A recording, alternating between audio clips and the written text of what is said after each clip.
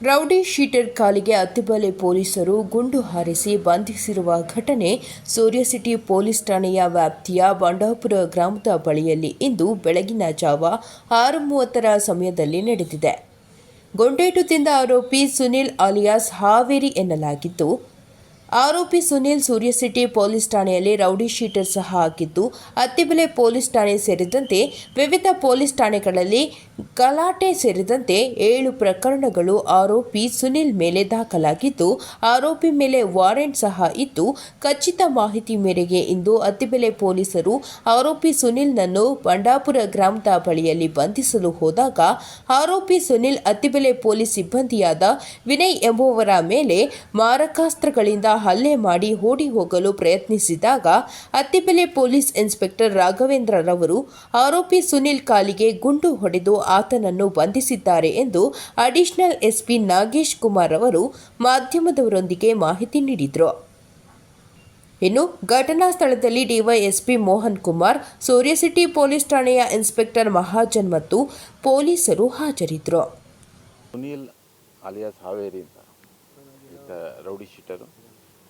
ಈತನ ಮೇಲೆ ಸೂರ್ಯಸಿಟಿಲಿ ವಾರಂಟ್ ಇತ್ತು. ಈತ ಒಂದು ಮರ್ಡರ್ ಕೇಸು, 2 307 ಕೇಸು, ಎಕ್ಸ್ಟಾರ್ಷನ್ ಕೇಸಸ್ಸಲ್ಲೆಲ್ಲ ಇನ್ವಾಲ್ವ್ಮೆಂಟ್ ಇತ್ತು.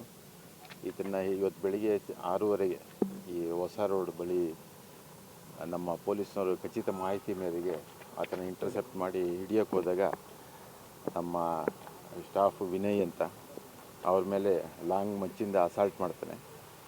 ಆದರೂ ಕೂಡ ನಮ್ಮ ಪೊಲೀಸ್ನವರು ಧೈರ್ಯದಿಂದ ಅವನ್ನ ಹಿಡಿಯೋಕ್ಕೆ ಎಲ್ಲ ಪ್ರಯತ್ನ ಮಾಡಿ ವಾರ್ನಿಂಗ್ ಕೊಟ್ಟು ಕೂಡ ಆತ ಅಸಾಲ್ಟ್ ಮುಂದುವರಿಸಿದಾಗ ಆತನ ಬಲಗಾಲಿಗೆ ಗುಂಡು ಹೊಡೆದು ಆತನ ವಶಕ್ಕೆ ಪಡೆದುಕೊಂಡು ಈಗ ಆಸ್ಪತ್ರೆಯಲ್ಲಿ ಆತನಿಗೆ ಟ್ರೀಟ್ಮೆಂಟ್ ಕೊಡಿಸಿ ಆತನ ವಿರುದ್ಧ ವಾರಂಟ್ ಇರೋದರಿಂದ ಆತನ ಕೋರ್ಟಿಗೆ ಪ್ರೊಡ್ಯೂಸ್ ಮಾಡಿ. ಅದ್ರ ಬಗ್ಗೆ ಎಲ್ಲ ಕಾಮೆಂಟ್ ಬೇಡ. ಈಗ ಏನು ಇವತ್ತಿನ ವಸ್ತುಸ್ಥಿತಿ ಇದೆ ಇದರ ಬಗ್ಗೆ ಮಾತ್ರ ಮಾತಾಡೋಣ. ಹಿಂದೆ ನಮ್ಮ ಸಬ್ ಡಿವಿಷನ್ ವ್ಯಾಪ್ತಿಲೇ ಇತ್ತು, ಸಾಕಷ್ಟು ಪ್ರಕರಣಗಳಲ್ಲಿ ಇನ್ವಾಲ್ವ್ಮೆಂಟ್ ಇತ್ತು.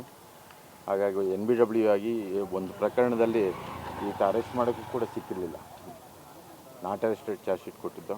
ಇವತ್ತು ಖಚಿತ ಮಾಹಿತಿ ಮೇರೆಗೆ ಹಿಡಿಯೋಕ್ಕೆ ಪ್ರಯತ್ನ ಪಟ್ಟಾಗ ಈ ಥರ ನಮ್ಮ ಪೊಲೀಸ್ ಸ್ಟಾಫ್ ಮೇಲೆ ಮಾರಣಾಂತಿಕ ಹಲ್ಲೆ ಮಾಡೋದ್ರಿಂದ ಇದನ್ನು ಸಾಕಷ್ಟು ವಾರ್ನಿಂಗ್ ಕೊಟ್ಟು ಪ್ರಯತ್ನ ಮಾಡಿ ಇವತ್ತು ಸೆಕ್ಯೂರ್ ಮಾಡಿದ್ದೀವಿ.